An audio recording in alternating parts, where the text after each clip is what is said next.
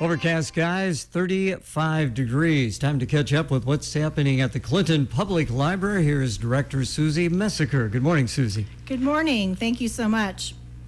I'm really excited to talk about what's going on, and then I thought I'd share what I'm reading right now, which is sometimes people ask me that.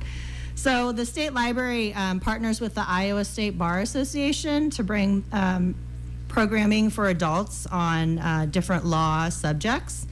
And so tonight at the Clinton Public Library on 8th Avenue South, we're going to have the third in our series about conservatorship and guardianship.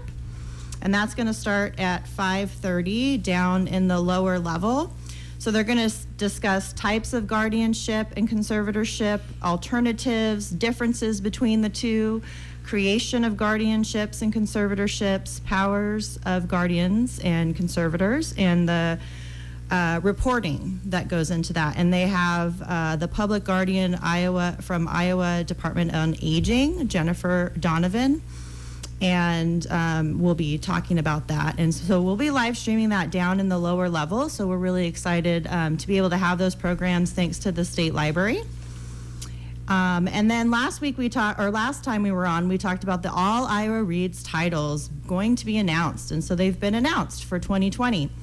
The first one is The Mothers by Britt Bennett, and I actually brought a copy of it to show you what it looks like. It's set within a contemporary Black community in Southern California, and Britt Bennett's mesmerizing first novel is an emotional perspective story about community, love, ambition, and it begins with a secret. So very intriguing. The other title they selected for young adults is Hey Kiddo by Jared Krasucki. I don't have the book to show you for that one. It's on order. Hey Kiddo, How I Lost My Mother, Found My Father, and Dealt with Family Addiction. This was a National Book Award finalist, and it's actually the first graphic novel chosen by All Iowa Reads. And then the last book is for children, The Parker Inheritance by Varian Johnson. And this book was chosen, which is also a Coretta Scott King honor and a Hornbook honor. And when Candace finds a letter in an old attic in South Carolina, she isn't sure she should read it because it's addressed to her grandmother. So there's some mystery going on, a juvenile children's book on mysteries. And then I thought I would share what I'm reading right now because people sometimes ask me. So I'm reading a book called The Desert Pilgrim. I'll probably pronounce this wrong, Mary Swander.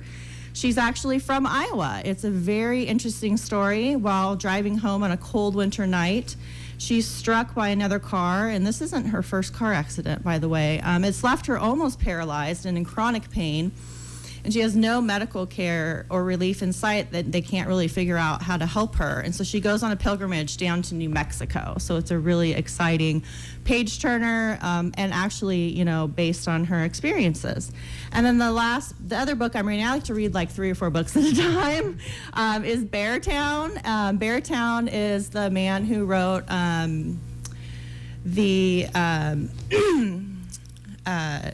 I'm sorry, now I can't remember the name of the book. A Man Called Uwe, which some people say Ave. A Man Called Uwe, they made it into a movie. This is a really great read for winter because it takes place in a winter town.